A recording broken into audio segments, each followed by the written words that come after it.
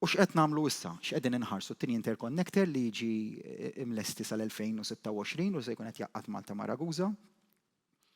U l-MOU li ffirmajna riċentement mal-Libja, hemmhekk fejn qed nara verament li hemm potenzjal, jiġifieri li aħna inżidu l-perċentwal ta' enerġija rinnovabbli li għandna ġewwa pajjiżna li bħalissa huwa miżerjament baxx ta' 12% mhux iktar. Ġifieri pajjiż li għandu ħafna xemx, ħafna riħ, iżda 12%. Wieħed mill-inqas fl-Unjoni Ewropea. U dik hija xi ħaġa li ddejjaqni ferm.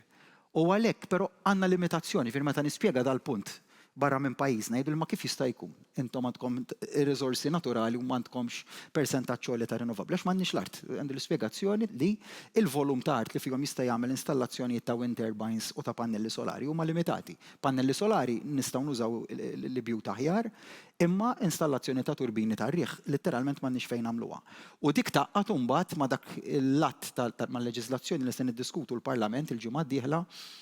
Stabbilejna l-Exclusive Economic Zone numru ta' xurilu, nhar il-ġimgħa d-dieħla, l-erba' tal-ġimgħa d-dieħla se niddibattu l-att fejn ħanistabbilixxu areas li jiffurmaw l-Exclusive Economic Zone ta' dan il-pajjiż li fihom imbagħad se nkunu qed nagħmlu proċess ta' sejħiet pubbliċi internazzjonali biex fihom ikollna floating wind turbines u floating solar panels. Maġġorment nifhem illi l-ikbar interess huwa fil-floating wind turbines, imma ma neskludix li jkun hemm ukoll interess fil-pannelli solari wkoll floating u dan qed ngħidu għaliex kellna ħafna interess fi pre-market consultation li għamilna fix-xhur li għaddew. Dak huma n-numru ta' miżuri li għamilna.